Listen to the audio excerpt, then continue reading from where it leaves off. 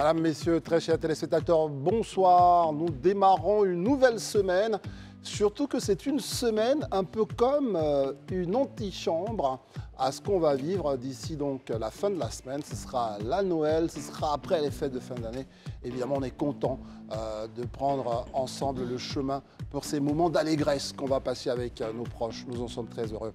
Ce soir, nous ne recevrons pas Jimmy Traoré. Qui est Jimmy Traoré? C'est un jeune Ivoirien qu'on n'avait pas le passé reçu ici. Pourquoi? Parce que la semaine dernière, il a organisé un gala de boxe tout seul, en se débrouillant avec ses moyens. Pourquoi cela est appréciable? Parce qu'il a ramené l'amour de l'effort chez les jeunes en leur disant, écoutez, par la boxe, vous pouvez évidemment faire preuve, on va dire, de courage et démontrer simplement que vous êtes plutôt brave que d'agresser. Ça, c'est très bien. Je lui tire mon chapeau. Nous ne recevrons pas ici les promoteurs des assurances en Afrique, simplement parce que l'assurance agricole est le parent pauvre du système d'assurance dans nos pays. Et ça, évidemment, mon très cher Alain Toussaint, qui est très préoccupé par le sort de nos agriculteurs, va vous dire c'est une bien belle décision de ne pas les recevoir. Parce que, écoutez, nos agriculteurs, ils ne sont pas intéressés, ils ne sont pas bankable. Et ça, nous, on n'apprécie pas cela. Bonsoir, Christelle. Bonsoir, André. J'espère que vous allez bien. Ça va. Quand je pense au sort qu'on fait aux agriculteurs, effectivement, écoute, ça, il y a de quoi réfléchir, mais on essaierait également de réfléchir aujourd'hui sur la question politique, André. L'actualité ce week-end a été riche en suspens, de part et d'autre, de bonnes nouvelles, d'autres ont été bloquées, enfin bref. On essaiera de réfléchir à cette problématique-là. Bonsoir chez vous, on espère que vous allez bien. Notre plateau est 7, Alain Toussaint, bonsoir. Bonsoir. Isabelle, bonsoir. Herman Aboua, Élisée Boloubeux. Bonsoir. Oui, j'ai envie de dire dans la droite ligne de ce que André Bois disait, nous ne recevrons pas ici le nouveau président du PDCI parce que le congrès a été annulé. Mais tout à fait, exactement. Merci Isabelle. Daouda, bonsoir. Bien dit. Bonsoir à tous et bonsoir chez vous. On se retrouve après ceci pour dérouler donc le programme de ce jour.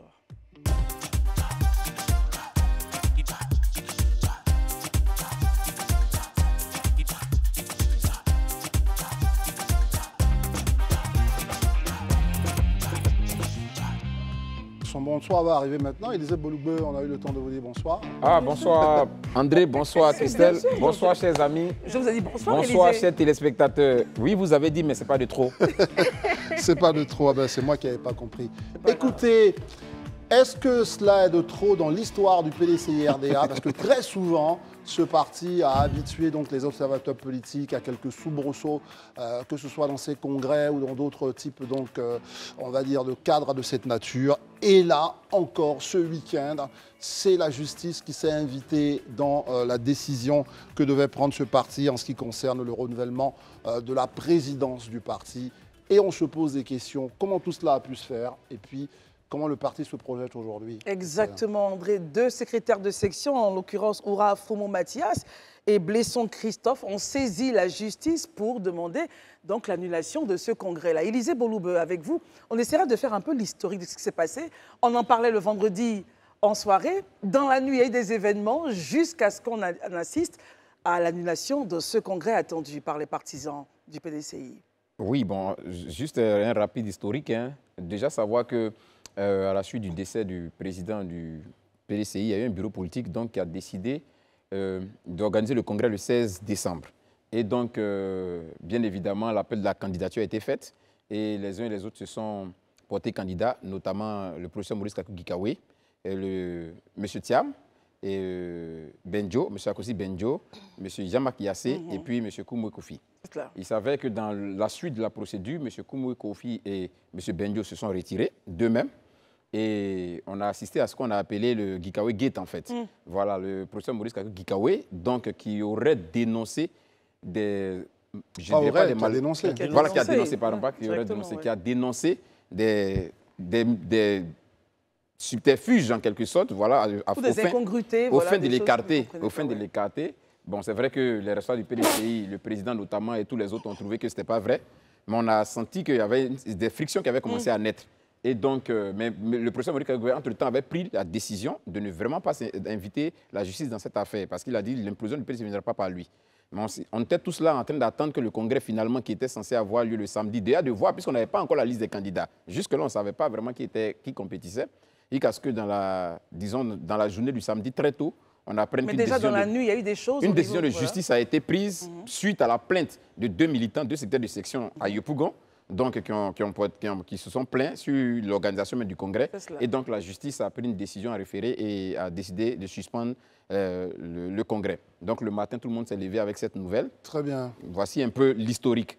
Maintenant, comment tout ça, ou bien quelle interprétation on peut faire de tout ça? Exactement, allez-y. Voilà, quelle interprétation on peut faire de tout ça? Moi, je pense que, contrairement à ce que beaucoup d'hommes pensent, je pense que ça a été très bénéfique pour le PDCI. Ah bon? Oui, je pense que ça a été très bénéfique pour le PDCI parce que je pense que les conséquences à régler maintenant, pour moi, sont moindres que s'il y avait eu un congrès, l'après-congrès en fait. Parce que s'il y avait eu congrès et qu'il y avait eu élection d'un président, avec les positions vraiment divergentes et ces oppositions qu'on avait, qui se dessinaient clairement, c'était sûr que le président allait vraiment être, je dirais, fragilisé parce qu'une partie de l'opinion ou des militants du PDCI n'allait pas se reconnaître en lui. Ça allait être un peu difficile. OK, d'accord. Mais là, je pense que le fait maintenant que ça n'a pas eu lieu, c'est une opportunité qui est donnée au PDCI, aux responsables de ce parti-là, de se retrouver, échanger comme le parti est un parti de dialogue, trouver vraiment les mécanismes qu'il faut, le consensus naturel pour aller vraiment à un congrès qui soit un congrès de cohésion et d'inclusion. Très bien, Élisée, merci beaucoup. Donc, est-ce que, comme Élisée, vous pensez au final, quand vous analysez la situation, que cela pourrait être profitable au PDCI, Herman Aboua? Moi, on peut retenir de cette situation au PDCI, dire que lorsque le flambeau n'est pas passé du vivant de celui qui dirigeait avec une certaine dextérité et assure l'unité dans le parti, que ce n'est pas bien passé, il y a forcément, dès l'entame de la course, on l'a dit, il y a forcément ces appétits-là qui existent. Moi, je pense qu'aujourd'hui, au lieu de voir qui profiterait cette situation, on peut s'imaginer qu'en interne, ça profite certainement à des militants, mais aussi en externe. La situation, à tort ou à raison, pourrait profiter aussi à d'autres personnes. Lesquelles, par exemple? Non, en interne, aujourd'hui, les 2 personnes qui sont indexées, qui ont porté plainte, c'est les 2 secrétaires de section. Ouais. Quand on voit déjà leur qualité au niveau de Yopougon... Mais en quoi est-ce que ça leur profite? C'est ce que je n'arrive pas à comprendre. Oui, et ce sera au profit de qui d'autre? Parce que certains disent, par exemple, que c'est peut-être Gikawe qui est derrière, ou Jean-Louis Bion, ou Thierry Tano. Certains affirmeraient qu'il serait proche justement de Gikawe Herman. Oui, mais c'est ce que je dis. À cela, on peut répondre aussi que ça peut être des gens qui ne sont même pas de toutes ces personnes qu'on indique, qui sont tapis dans l'ombre à l'extérieur. Parce que les 2 individus, ça on le sait, qui ont porté plainte, ils sont des candidats, des secrétaires de section PDCI, mais aux dernières élections, qui ont carrément soutenu le candidat du RHDP. Ça veut dire que de façon formelle, aux élections municipales. Quel candidat du RHDP? Le candidat du RHDP au niveau de Yopougon, c'est bien Bitogo. Je ne dis même pas peut-être que Bitogo est loin de cela, mais dans tous les cas, ils sont plus proches, vu les derniers événements, au niveau politique, ils sont plus proches. Leur candidat même, ils ne l'ont pas soutenu à Yopougon. Très bien. Donc on peut dire que dans tous les cas, ça peut profiter à des personnes à l'intérieur comme à l'extérieur. Très bien, donc... Isabelle, Herman a mentionné un point important. Il dit que lorsque le président de parti vivant ne désigne pas son héritier direct, évidemment, on peut s'attendre à ces foufous auxquels on assiste. Déjà, l'analyse de ce point-ci, le point de référer au maire de Yopougon, pensez-vous que c'est une piste qui tient? Certains également parlent de Gikawe. Ensuite, votre point de vue? Je pense déjà qu'on est en train de parler en fait de la présidence d'un parti politique. Donc, je ne comprends pas pourquoi on va mêler le président Bictogo à cette mascarade qui est en train de se passer. J'ai envie de dire que c'est une problématique en interne au niveau du PDCI. Ça se règle au niveau du PDCI. Pour qualifier donc ces 2 personnes qui ont soutenu, par exemple, Bictogo à la municipalité, j'ai juste envie de dire qu'ils sont dans leur droite ligne, c'est-à-dire qu'ils sont des dissidents à la direction du PDCI, c'est-à-dire qu'ils ont l'habitude, en tout cas, de ne pas suivre les les consignes du parti, la direction du parti. Tu me laisses terminer, s'il te plaît, j'ai pas fini.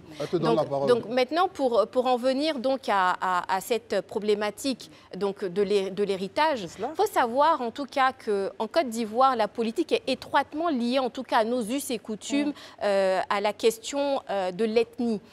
Et dans ce cas de figure, spécifiquement, je veux dire, le président Henri Konan Bédié est décédé.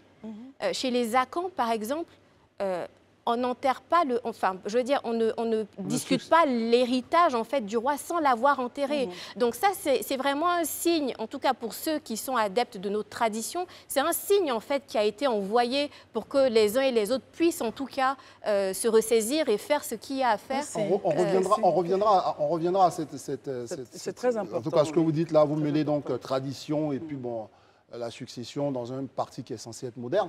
Mais il voulait réagir, Herman, par rapport à votre réaction sur son propos. Mais, moi, j'ai été très clair. Je dis, on posait la question à savoir à qui profite cela. Et certains, lorsqu'on indette Gikawe, on indette Jean-Louis Billon, ou bien on indette Tiritano, qui, de façon formelle, au sein de leur parti, ont dit qu'ils n'étaient pas d'accord, mais qu'ils n'étaient pas en justice. En même temps, je voudrais qu'on voit aussi plus large. Et je prends déjà le profit des deux individus, enfin des deux personnes qui ont porté plainte, qui sont des secrétaires de section qui ont porté plainte. Et je rappelle simplement que ces individus ne sont pas méconnus de la situation. Aujourd'hui, on sait que déjà, lors des élections municipales passées à Yopougon, ces deux personnes-là ont suivi le candidat de nos partis. Très bien.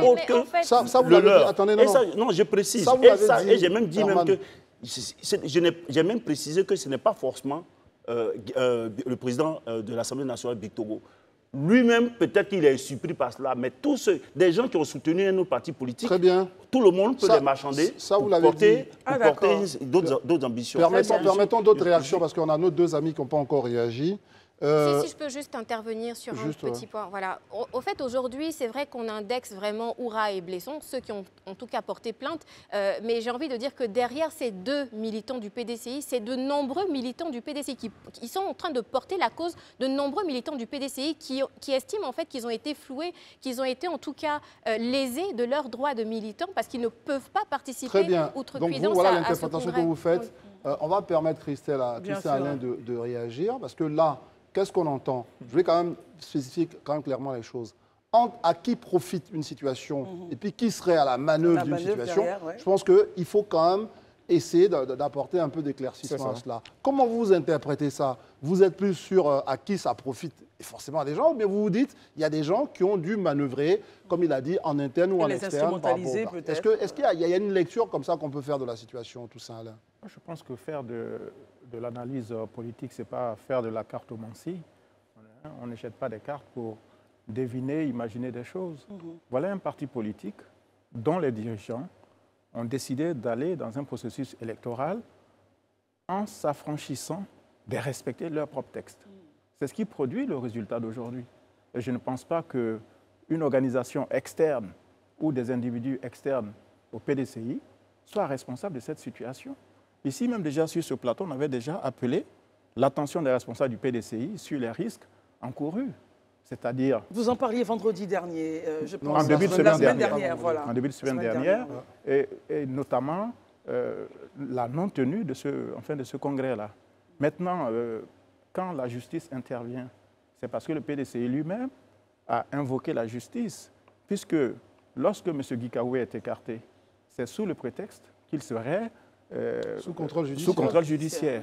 Donc ce parti accepte de facto que la justice s'y mixe ou que des individus aient recours à la justice pour interrompre un processus électoral qui n'a pas respecté les standards qu'il faut. Enfin, c'est quand même le minimum. Vous avez des textes, vous ne les respectez pas. Vous éliminez des candidats sous des prétextes un peu étranges, farfelus. Voilà. Donc c'est ça le résultat. Il ne faut pas chercher en dehors de la maison du PDCI les seuls responsables, je ne dis pas les principaux responsables, mais les seuls responsables du chaos électoral dans lequel le PDCI est aujourd'hui. Daouda, on a assisté à ce week-end à une grosse tristesse de la part des militants justement du PDCI qui étaient surpris de se voir interdire l'accès du Palais des Congrès, mais aussi l'accès de la maison du parti. Comment est-ce que vous analysez ces choses-là? Et surtout, j'aimerais qu'on revienne sur les points examinés. La principale question, à qui profiterait, n'est-ce pas, ce chaos-là? Mais le chaos ne profite à personne. Je pense que ça profite au PDCI lui seul, parce qu'au moins, pour une fois, ils vont se permettre au moins de suivre leurs propres tests, comme Alain le disait. Parce que depuis la semaine passée, on en parlait ici. C'est justement parce que le PDCI n'a pas voulu respecter ses propres textes. Donc, en fait, elle ne peut pas se prévaloir aujourd'hui de ses propres turpitudes. Tout simplement. Parce que M. Maurice Ngayoue l'avait annoncé. Quand Élysée en parlait tout à l'heure, il a dit « L'implosion du PDCI ne viendra pas par moi ». Si vous vous rappelez, je vous ai dit, il l'a dit à 2 reprises. Mais en politique, c'est des choses qui s'analysent.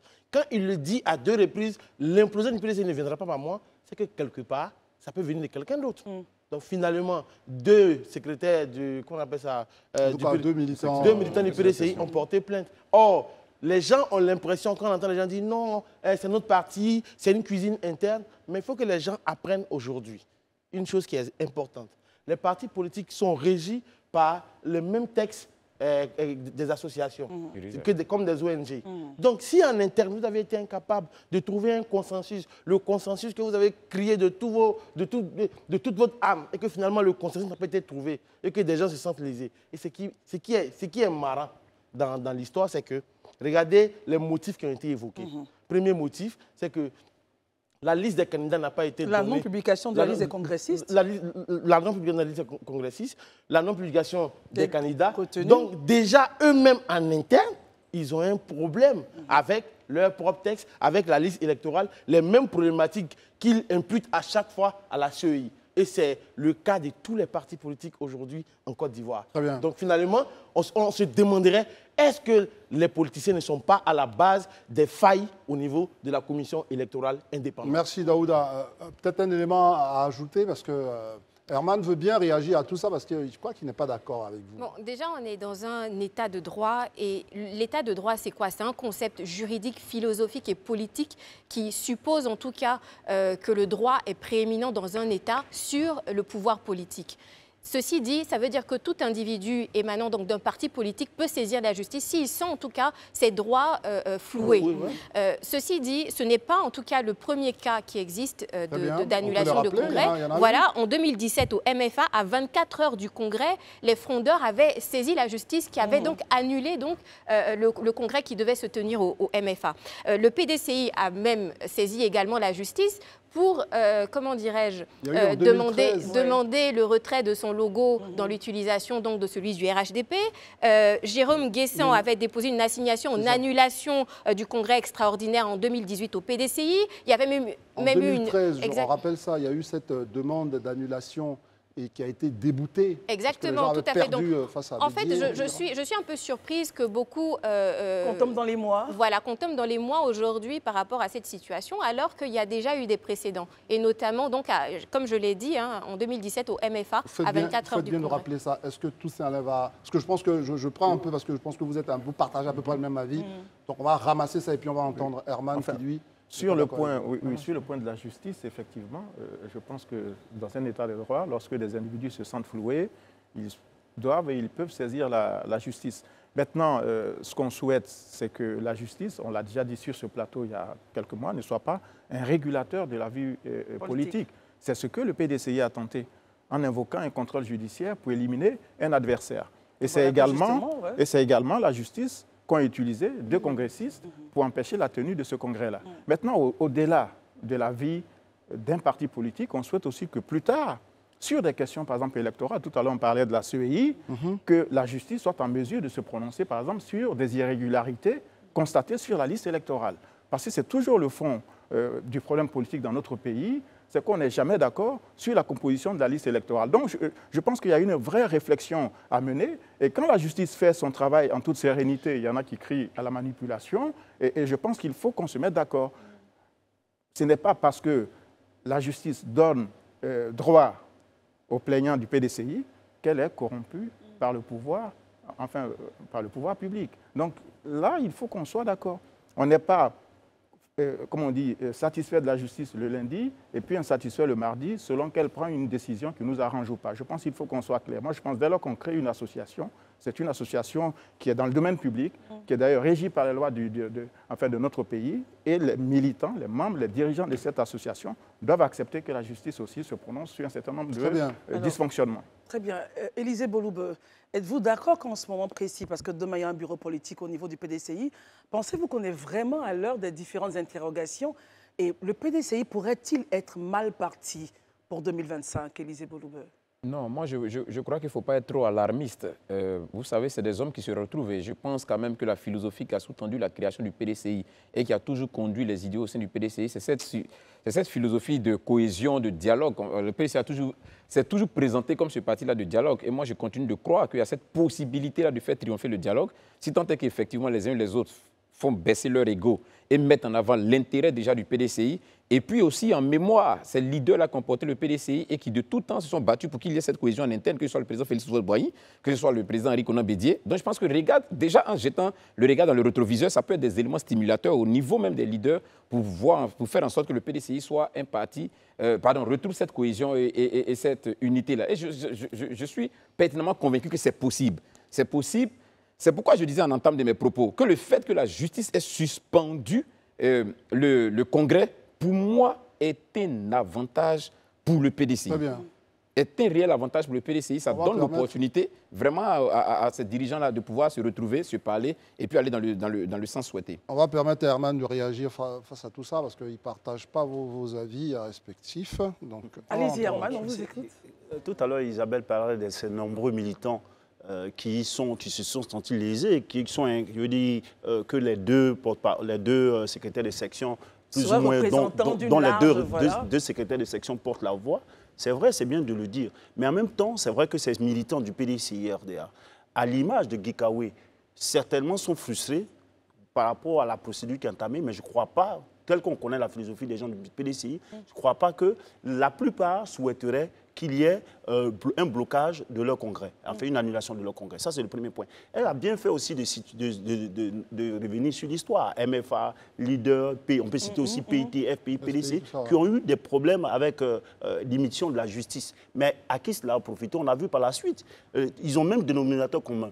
On a vu que le MFA a eu deux entités après. Le PIT, on connaît la suite. Donc, je veux dire qu'au-delà de tout ce qu'on peut dire, il faut savoir que les décisions de justice, telles qu'on les voit depuis certains moments, regardons même la célérité. C'est vrai, on a dit qu'en référé, mais je suis bien content aujourd'hui que notre justice ivoirienne là, puisse en référer aussi rapidement, statuer sur une histoire et nuitamment faire sortir une décision. Non, c'est vrai que... Non, vous allez repartir, mais ce n'est pas une exclusivité. Oui, mais c'est pourquoi je dis que j'encourage là, parce que j'espère que les prochaines fois, et Alain Toussaint l'a dit, on a la question de listing électoral et autres. Aujourd'hui, le FPI, avant le PPACI, avait documenté. Alain, j'arrive. Ce n'est pas la cato. Et comme tu l'as dit, là, on ne gère pas des cartes en analyse politique. Donc, laisse-moi permettre de donner certains éléments. On a vu ici, non, je ne ramasse pas de cartes. Je veux juste seulement donner des éléments. On a vu ici, lorsqu'il y a eu le PPACI, avait documenté toutes les irrégularités. Je crois que ce parti-là a déposé où il fallait les doublons, des noms de personnes. Ou bien le parti On a vu une dame qui avait plusieurs enfants, des centaines d'enfants, sur les listings électoraux. C'est passé où? Mais est-ce que le PPACI a saisi la justice? Oui, mais c'est parce que la justice ne va pas s'auto-saisir s'il n'y a pas de plainte. Mais la justice pourrait aussi s'auto-saisir. Pourquoi on pensait qu'il y a des éléments importants comme ça? Si le PPACI estime que ses intérêts sont menacés, il mais pourquoi est-ce que la justice qui est garante de la justice, non. Pourquoi est-ce que les partis politiques peuvent avoir leurs raisons? Les partis politiques de l'opposition aujourd'hui, oui. Ce serait bien, parce que vous ayez un moment de dialogue, réagissez, non. Mais soyez court, quoi. Écoutez-vous, ça va être très bien pour nos téléspectateurs. Ce que je dis, les partis politiques aujourd'hui de l'opposition peuvent aussi se dire que, de toute façon, on va rester en justice, ça ne va pas aller quelque part, et puis rester là. Donc la justice, pour une fois, qui constate aussi ces mêmes irrégularités, peuvent se Très bien, on va écouter Alain Toussaint maintenant. Alain Toussaint, réaction. Mais écoutez, vous savez bien que les élections obéissent à des lois, il y a un code électoral, et le parti politique qui se sent floué peut saisir d'abord la commission électorale et au-delà, saisir la justice. Mais si le PPACI ne le fait pas, ce ne sont pas les juges qui s'auto-saisiront de leur plainte. Voilà, qui n'existe pas. ou du moins dans l'esprit de ses supporters. Donc, je pense qu'il faut éviter chaque fois d'accabler la justice. S'il y a des plaignants, il y a des procédures. Vous parliez tout à l'heure de la célérité. Il n'y a pas de célérité. Le référé, c'est une procédure d'urgence. Voilà. Et c'est la loi qui le permet, et c'est ainsi que fonctionnent toutes les justices du monde. Parce qu'il y avait une situation d'urgence. Le Congrès devait se tenir samedi, et vendredi, la justice a été saisie au fin de mettre fin, enfin, en tout cas, d'empêcher la tenue de ce Congrès. Et donc, le PDCI avait le loisir d'aller au tribunal et de faire valoir son point de vue. Il ne l'a pas fait. À la justice ivoirienne, je suis convaincu qu'il y a eu des cas, des référés qui ont été, dont des requêtes ont été déposées et que la justice n'a pas agi de façon si accélérée. Donc, je me dis, je suis heureux que notre justice, là, pour une fois, puisse permettre qu'en 48 heures ou 24 heures, il y a des référés tout le temps au tribunal. Je vais rentrer. Parce que Isabelle. Franchement, je m'insurge du procès d'intention que Herman est en train de faire à la justice ivoirienne. Tout à l'heure, il a parlé d'un mot, il a dit immixtion de la justice dans une affaire politique. On ne parle pas d'immixtion, on parle plutôt de recours à la justice, en fait. Ce sont des gens, des militants ont eu recours à la justice pour justement avoir ce blocage-là. Moi, j'aimerais qu'on puisse faire évoluer le niveau du débat et le débat, voilà. Vraiment qu'on ne fasse pas de procès d'intention à la justice ivoirienne qui a été impartial. On va commencer par vous, on a terminé, on connaît les avis de tous, effectivement on ne va pas ronronner là-dessus. Dites-nous maintenant comment vous voyez, il y a un bureau politique qui va arriver, les perspectives, le PDCI, est-ce que l'élection va arriver dans la foulée, qu'est-ce qui va se passer? On fait un tour de table là-dessus et on poursuit. Déjà, le bureau politique du PDCI va se tenir demain. Il faut savoir que des informations que j'ai, depuis 2 mois, le bureau politique ne s'était pas réuni. Donc, du coup, il y a eu énormément de frustration quant à l'implication de certains cadres du PDCI dans l'organisation du congrès qui devait avoir lieu ce week-end. J'ose espérer, en tout cas, que ces hommes de grande valeur vont se retrouver demain et vont pouvoir plancher sur l'avenir, en tout cas, de leur parti. Et ce que, en tout cas, j'entrevois, c'est peut-être que le mandat du président par intérim puisse être prorogé de sorte à ce que l'élection du président puisse se faire d'ici l'année prochaine et donc laisser la latitude à tous les candidats et même de nouveaux candidats qui ne pouvaient pas candidater, rentrer dans la course en fait. Voilà. Il faut savoir aussi qu'il y a plusieurs enjeux d'ici là. Il y a d'abord la CAN, qui est un événement heureux. Il y a aussi l'enterrement du président Bédié. Tout à l'heure, je l'ai dit dans mes propos. Est-ce qu'ils vont respecter les us et coutumes, par exemple, chez les Akans, à savoir enterrer le roi avant de discuter donc de son héritage? Voilà. Donc, ce sont peut-être des questions qui vont être abordées au cours de ce bureau politique. Justement, tout à l'heure, Isabelle, dans vos propos, vous disiez que c'est un signe pour vous de non-respect de cette pratique-là, de faire une palabre lorsque le corps de quelqu'un, enfin surtout du président Bédié, est encore là. Chaud. Voilà. Daouda, quel est votre point de vue sur l'agenda? On a la CAN, elle a dit. On a aussi le président Kopli Boni, dont l'intérim finit bientôt. Comment est-ce que vous voyez tout cela? Est-ce que 2025, le PDCI pourrait avoir un candidat? Pourquoi pas? Le PDCI peut avoir un candidat quand on sait que ce n'est pas la première fois que le PDCI est confronté à ce genre de situation. Déjà, même à la mort de Félix Houphouët-Boigny, il y a eu des guerres de succession au PDCI. Ça n'a pas empêché le PDCI de rester soudé. Après cela, qu'on appelle ça, il y a eu la chute de Henri Konan Bédié. Il y a eu toujours des confrontations en interne. Donc, je veux dire, c'est un parti des gens matures. Parce que, pourquoi est-ce que je dis cela? Quand on regarde là qui s'est passé le 16, où le congrès a été empêché, moi, je salue la maturité des militants du PDCI. Parce que ça aurait été d'autres partis, je vous assure qu'on allait tous respirer du gaz lacrymogène. Qu'est-ce que vous appelez maturité? Non, je parle de maturité. Quand je parle de maturité, malgré que leur congrès a été empêché, mais le palais des congrès leur a été fermé, le siège du parti leur a été fermé, mais les militants, notamment M. Yassé et M. Thiam sont descendus pour appeler au calme. Les militants sont rentrés chez eux calmement. Voilà, c'est ce que je dis. Tout ça, Alain, sur les perspectives et comment vous voyez justement le PDCI manœuvrer finalement collectivement pour se sortir de cette situation que quelque part, à travers votre analyse, elle aurait le parti aurait lui-même cherché. Oui, non, je pense qu'il y a un bureau politique qui se tient demain. On espère avoir des indications sur la manière dont le PDCI se projette vers les rendez-vous qui viennent, parce qu'il faut déjà un président au PDCI, ensuite un candidat désigné à la Convention et ensuite faire la campagne pour l'élection 2025. Je vais juste nuancer le propos d'Isabelle concernant les us et coutumes à Caen. Je pense que, à moins que je n'ai pas toutes les infos, je crois que le PDCI n'est pas un parti sous le sous l'empire d'une cosmogonie tribale. Hein. Oui, Donc, l'héritage j'espère au moins que c'est un parti républicain qui est ouvert. Et effectivement, selon l'agenda politique républicain, le président Bédié aura droit aux derniers honneurs avant, voilà, avant d'autres batailles pour ce parti-là. Justement, il faut se départir de ces us et coutumes. Il faut que le parti fonctionne et qu'il soit ouvert à tous les courants de pensée, à tous les militants du PDCI originaires de toutes les régions. On l'a dit sur ce plateau ici, et le propos a été mal compris. Depuis une soixantaine d'années, ce parti semble être sous le contrôle d'une certaine région du pays, et je pense qu'il faut l'ouvrir à d'autres sensibilités. Très bien. Élisée Boloube, mais en même temps, le président Bédié appartient à une ethnie qui a cette valeur et cette tradition, qui ne peut pas être, on ne peut pas le gérer avec la tradition d'une autre partie du pays. Est-ce que pour vous, ce n'est pas important? Il appartient quand même à un peuple qui a sûrement son mot à dire pour les événements funéraires à venir. Mais les obsèques du président Bédié concernent toute la Côte d'Ivoire, et la République, les militants, les partisans, etc.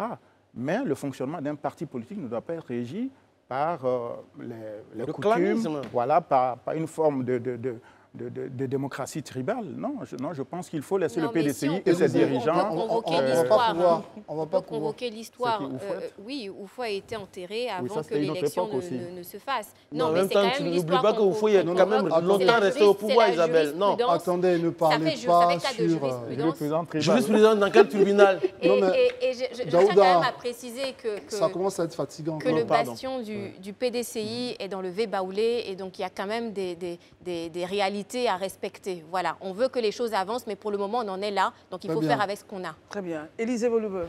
Bon, moi, je pense, selon mon analyse, je crois qu'au sortir de cette situation qu'on a vécue avec, je dirais, le recours à la justice pour faire annuler le Congrès, il ne serait pas avantageux pour le PDCI encore d'ouvrir notre boîte de Pandore. C'est-à-dire essayer de voir si les tests lui permettaient de proroger le mandat du président. Je ne pense pas qu'il soit forcément prévu dans les tests, qui pourrait encore aboutir sur des situations judiciaires. Je crois que plutôt les responsables vont avoir le dialogue franc demain, vraiment échanger, poser tous les problèmes sur la table, les traiter et fixer au plus rapidement possible un congrès pour qu'on ferme cette parenthèse-là, parce que 2025, je pense que c'est dans 1 année et demie pratiquement pour les élections, et on ne peut pas se permettre encore de griller 3, 4, voire 5 mois pour espérer encore relancer la machine. Donc pour moi, je crois qu'on aura certainement au sortir du bureau politique de demain des éléments clairs, des instructions claires sur un bureau politique, à mon avis, très, très imminent.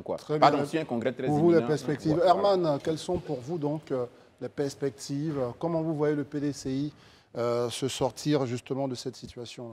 Moi, je pense que l'objectif aujourd'hui du PDCI, c'est d'avoir un candidat à la présidentielle de 2025 qui puisse challenger d'autres candidats d'autres partis politiques.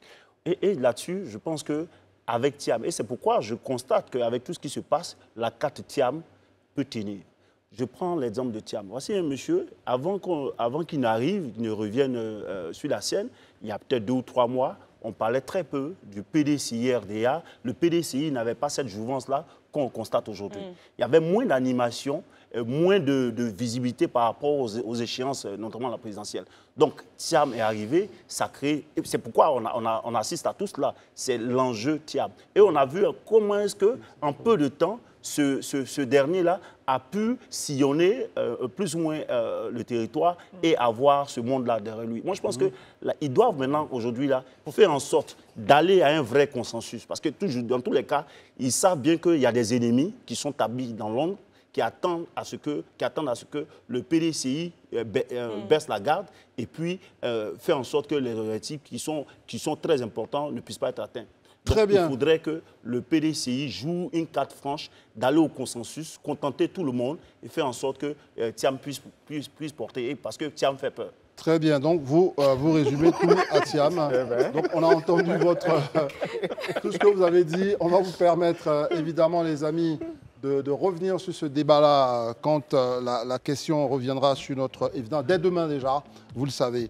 Alors, nous allons ouvrir une petite séquence littéraire, puisque c'est un ouvrage qui est censé être un ouvrage, ou du moins la sortie, donc, événement en matière donc, de livres en Côte d'Ivoire. Migrant devenu esclave de Hervé Ndri, comment Didier Drogba m'a sauvé. C'est l'histoire d'un survivant qu'il fait partager à ses lecteurs. On a voulu le recevoir aujourd'hui pour lui permettre de partager non seulement avec nous cette expérience Exactement. Bonsoir. Comment allez-vous? Hervé Ondry, vous allez bien? Bonsoir. C'est votre œuvre, Comment Drogba m'a sauvé, l'histoire vraie d'un migrant. Bien, d'un survivant, parce que je dis migrant, je vais altérer un peu d'un survivant. Avant toute chose, essayons de raconter aux téléspectateurs pourquoi vous avez quitté la Côte d'Ivoire. Et on expliquera après le titre avec nos amis. Mon départ de la Côte d'Ivoire, il faut dire que, comme j'ai l'habitude de le dire, je travaillais comme gérant d'une société coopérative à Saint-Fra. D'accord. Et lorsque j'ai signé mon contrat avec la société coopérative, il y a ce qu'on appelle le salaire qui m'a été proposé. Franchement, pour moi, c'était très peu. C'était combien, si ce n'est pas indiscret? Bon, 35 bon, ça date d'une certaine époque. Voilà. Donc, j'ai échangé avec mon patron pour lui dire, écoute, si tout va bien, moi, je cherche à aller de l'avant. Je vais aller en Europe. Pour moi, Europe, ça pouvait résoudre mes problèmes. Très bien. Donc, allons-y rapidement, sinon c'est vrai qu'on ne va pas pouvoir y arriver. Voilà. C'est-à-dire que quand vous quittez donc, votre coopérative, vous allez en Europe. Vous allez où précisément? L'idée, c'était d'aller en France. Très bien. Et vous vous retrouvez où finalement? Je me retrouve dans le Golfe au Koweït. Oh, très bien. À travers un réseau, je me retrouve au Koweït comme esclave. Parce que d'abord, arrivé au Koweït, je me retrouve dans le désert. Dans le désert, en tant qu'un homme à tout faire. Vous allez voir, en tant qu'un homme à tout faire, arrêtons-nous là-dessus. Esclave, c'est quoi être esclave quand vous donnez le mot comme ça, c'est quoi? C'était quoi? Ben, le mot esclave ne vient pas de moi, mais de mon employeur. Okay. Parce que 2 mois après, j'ai réclamé le salaire. Il m'a dit non, entre vous et moi, il n'y a pas de salaire parce que je vous ai acheté à 450 dinars, qui fait environ 800 000 francs CFA. C'est ça. Donc, je fais de vous ce que je veux. Si je n'ai plus besoin de vous, je vous revends à quelqu'un d'autre. Okay. Dans le cas contraire, si vous m'énervez, je vous tue. Oh my God. Et chaque fois, pendant que je suis en train de travailler, c'est des rafales de pistolets. Et il m'appelle, Tal, choup, on t'a bidjanjan, on t'a morte. Ça veut dire quoi? Il me menace comme quoi, si je veux discuter avec lui, il va m'abattre, il va me tuer. Donc, pas mal de migrants africains ont vécu déjà ce que vous racontez, sont morts dans ce genre de situation. Tout à fait. Et moi, je dirais que c'est la chance que j'ai eue, parce que malgré toutes ces menaces, Dieu a permis que je sorte du désert pour me retrouver en ville. Comment est-ce que Drogba vous a sauvé? Ben, Drogba va me sauver plus précisément dans la prison. Parce que, comme je vous ai dit tout à l'heure, je fuis le désert, je me retrouve en ville, je deviens agent de sécurité. Et je venais un jour de mon poste, je rentrais à la maison, j'ai été pris par la police parce que la première des choses, quand je suis arrivé, ils ont bloqué mon passeport. Donc j'étais privé de mon passeport. Et la police me prend au cours d'un contrôle de routine. Je me retrouve au commissariat à la déportation, où j'étais enfermé presque 2 semaines. Et les gens viennent, ils passent parce que c'était une grande cellule, on était nombreux. Donc il y a un Égyptien qui m'a approché un jour qui dit « Frère, si tu ne fais rien, tu vas rester ici. Parce que personne ne viendra. Depuis que tu es venu, qui est venu te rendre visite ?» Donc c'est là qu'il a éveillé ma conscience et je vais maintenant vers la grille. Je vois un policier de passage, je l'interpelle. Il vient, il me demande « Qu'est-ce que je peux faire pour vous ?» Et j'explique tous mes déboires, tout ce que j'ai traversé dans le désert. Il dit « Bon, écoute, donne-moi le contact de ton patron. » Là, je l'appelle. Il appelle mon patron et lui, maintenant, il est en train de négocier pour qu'on me fasse sortir et m'amener au désert. Je dis non. Là où je suis arrivé, je préfère retourner dans mon pays. Il dit, ton pays, c'est où? Il dit, Côte d'Ivoire. Il dit, il ne connaît pas Côte d'Ivoire. Il dit, Sarlaj. Sarlaj, Azamati Maloum, lui, ne connaît pas. Il y a une voix qui sonne à l'oreille, qui me dit, dis au monsieur... Il faut toujours traduire ce que vous dites. OK, voilà. Donc, il y a une voix qui sonne à mon oreille qui dit, dis au monsieur que tu viens du pays de Drogba. Puisqu'il dit qu'il ne connaît pas Côte d'Ivoire, Sarla, il dit qu'il ne connaît pas. Il dit, je viens du pays de Drogba. Très bien. Je vais vous arrêter là. En fait, c'est là le point... Le déclic. Le déclic de votre élargissement, on va dire.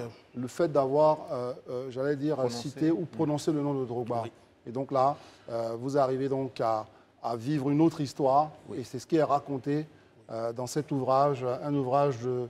on va dire, de témoignage de ce que vous avez vécu. Et comme le disait tout à l'heure Christelle, ce que vivent beaucoup de nos jeunes. Est-ce que vous en avez connu, justement, revenons sur l'esclavage, là, après, on va lire l'ouvrage, mais partagez-nous votre expérience sur est-ce qu'il y a d'autres frères africains, d'autres compatriotes qui vivent cette situation d'esclavage que vous connaissez? Oui, justement, depuis que je suis arrivé en avril 2016, j'ai décidé de créer une ONG. D'accord. Et l'ONG est dénommée ONG LEISAD, lutte contre l'immigration irrégulière, psycho-assistance et développement.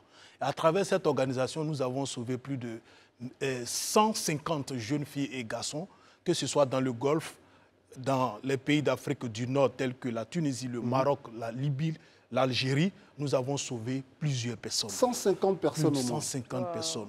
Et dernièrement, je crois fin décembre 2022, vous avez vu une vidéo circuler sur les réseaux sociaux, une jeune dame qui a été vendue par son oncle. Elle vient de Lakota. Et les Arabes ont réclamé 2 millions pour la libérer. Enfin, pas les Arabes, mais enfin pas les Arabes, en général, le réseau avait réclamé 2 millions. Et les 2 millions, j'ai été contacté par la police, lutte contre criminalité transnationale, pour dire, ben, nous savons que vous pouvez résoudre ce problème. J'ai dit, quel est le problème? Elle a expliqué le problème. En l'espace de 24 heures, la fille, j'ai monté une équipe parce que j'ai négocié avec le monsieur, il n'a pas voulu. Donc j'ai monté une équipe depuis Oman, un pays du Golfe. C'est ça? Oman. Pour faire sortir la fille. Et entre 1h et 2h du matin, on a réussi à faire fuir la fille à 600 km/h de la capitale. Et Dieu merci, cette dernière, elle est retournée aujourd'hui en Côte d'Ivoire. Il y a plusieurs cas comme ça que nous avons réglés, mais très souvent ça passe inaperçu. Et c'est son oncle qui l'aurait vendu, c'est cela? Oui, c'est son oncle qui l'aurait vendu. Enfin, sa question, je ne sais pas si vous voulez en poser, mais en tout cas, on continue toujours avec nous, c'est son oncle l'aurait vendu. Alors, comment ça se passe, justement, majoritairement, la mise en place de ce type de trafic? C'est l'implication des parents? Ce sont des gens qui sont naïfs, qui font confiance à des... Enfin, comment globalement, ça Tout d'abord, il faut dire qu'il y a l'ignorance. Ouais. L'ignorance de la victime. Et aussi, il y a des personnes véreuses qui tentent par tous les moyens pour avoir de l'argent. Ils le savent très bien qu'en emmenant soit quelqu'un aller travailler dans de telles conditions, bien dans certains pays, c'est d'exposer cette dernière. Mais quand même, ils acceptent des avances de leur réseau et ils peuvent même dire à la personne que vous allez travailler, voici les conditions qui vous attendent là-bas, c'est des meilleures conditions. Mais malheureusement, une fois la personne arrive dans le pays, c'est là maintenant, soit on te prive d'abord tes documents administratifs, parce qu'un individu, quand on le prive de ces documents, là, sachez que vous devenez déjà esclave. Voilà, parce que vous êtes privé de vos droits. Donc, en ce moment, quand ils vont commencer à vous maltraiter ou vous exploiter, du coup, vous n'avez plus la force de pouvoir vous évader ou bien de vous sauver. Très bien. Oui. La question de l'esclavage des subsahariens, la plus africains dans les pays du Golfe et dans les pays maghrébiens, devient de plus en plus cruciale. Ça fait des années qu'on en parle. Vous qui avez vécu cette situation, quelle est la réponse qu'apportent nos autorités vis-à-vis de cette situation là-bas? Est-ce que vous êtes secouru? Est-ce que vous êtes entendu? Est-ce que les représentants diplomatiques vous prêtent une oreille? Bon, je prends toujours l'exemple sur moi parce que j'ai vécu cette histoire. Lorsque je suis rentré en avril 2016, je ne me suis pas assis, fermé ma bouche pour ne pas en parler. J'ai pris mon courage à deux mains, raison pour laquelle nous avons créé l'ONG, rien que pour partager des informations vraies, réelles, que nous avons vécues à la population d'abord. Et si vous constatez au niveau de notre organisation, presque tous les membres ont été victimes ou qui sont revenus de l'aventure. Et nous sillonnons partout pour communiquer. Tout dernièrement, le 15, vendredi, nous étions à Tekoubé, à la mairie d'Atekoubé, où il y avait plus de 300 personnes qui ont été sensibilisées avant-hier. Donc, nous menons notre combat, mais au niveau de la population, je dirais... Non, pas de la population, ce que je demandais... Au niveau de l'État...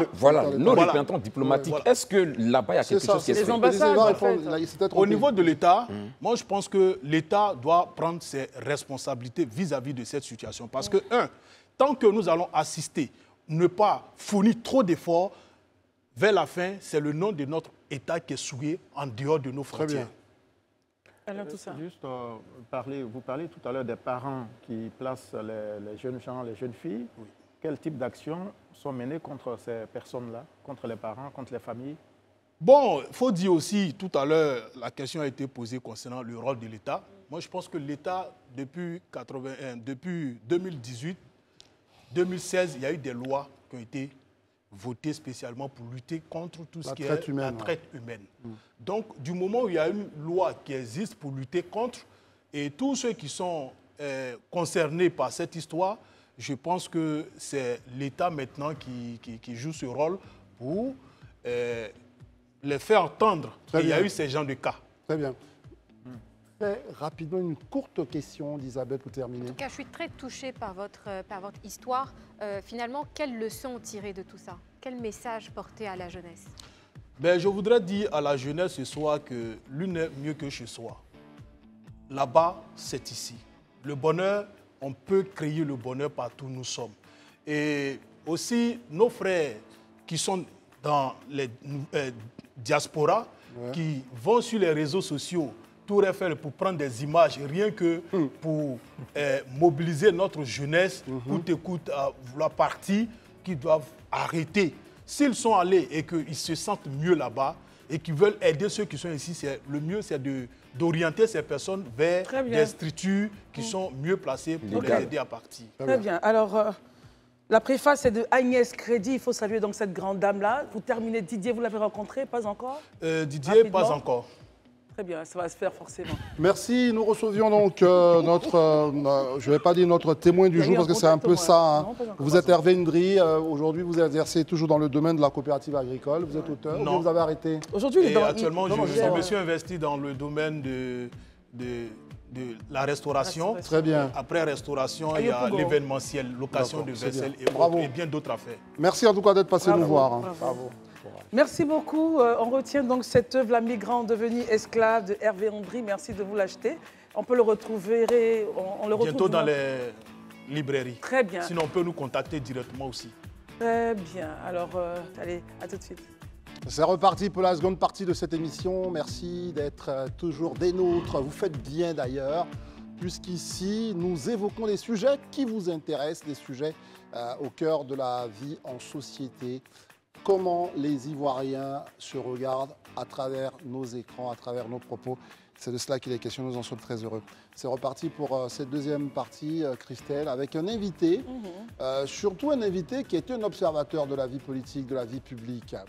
Il se prépare à faire une activité qui aura lieu demain, et l'activité, c'est de prendre pour exemple ce qui s'est passé à Tiassalé lors de ces élections partielles. Et puis nous, on s'est dit, écoutez, venez vous prononcer quand même sur la démocratie ivoirienne tout court. Vous trouvez que c'était un bel exemple du côté de Tiassalé, mais pourquoi pas sur l'ensemble de la vie sociopolitique ivoirienne. Nous avons ramené notre invité que vous allez nous présenter. Exactement. Il n'est pas inconnu des téléspectateurs, André. Il est Monsieur Boga Sako. Bonsoir et merci d'être là. Je vous en prie, chère madame. Boga Sako, j'ai bien prononcé. Oui, docteur Boga Sako Gervais. Gervais, très bien. Président de la FIDOP. Et tout à fait. Et vous êtes un amoureux des droits de l'homme. J'adore. C'est ma passion de vie. Avec vous, comme André l'a dit, on va essayer de porter un regard en général